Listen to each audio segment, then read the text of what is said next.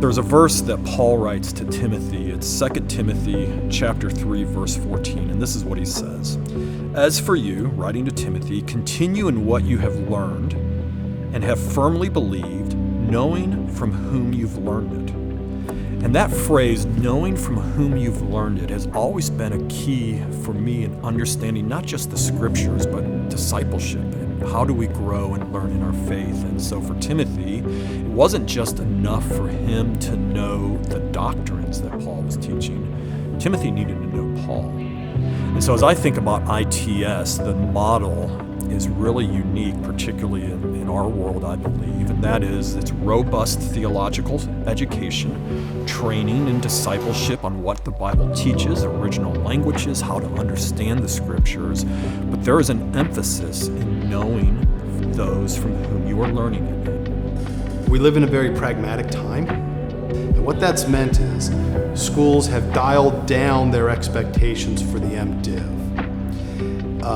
And preparing people for ministry in modalities that are less than optimal, right? So we insist on in-person education because we believe that people are not just brains that you can fill with knowledge, right? There's so much that goes into learning and what goes into shaping a person and preparing them for ministry, that a community of learners, a community of pastors and scholars all together creates this environment, culture in which students grow.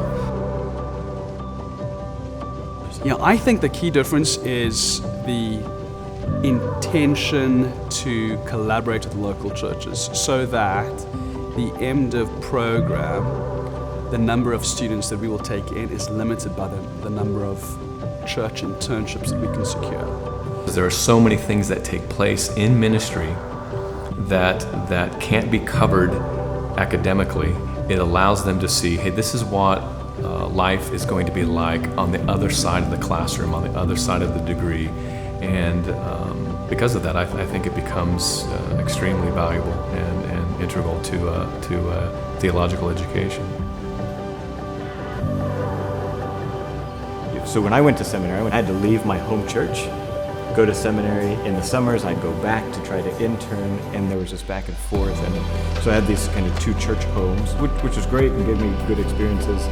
But how incredible if I could have stayed in my home church, grown and flourished and been mentored by these people who have poured into my life, while also getting my theological education.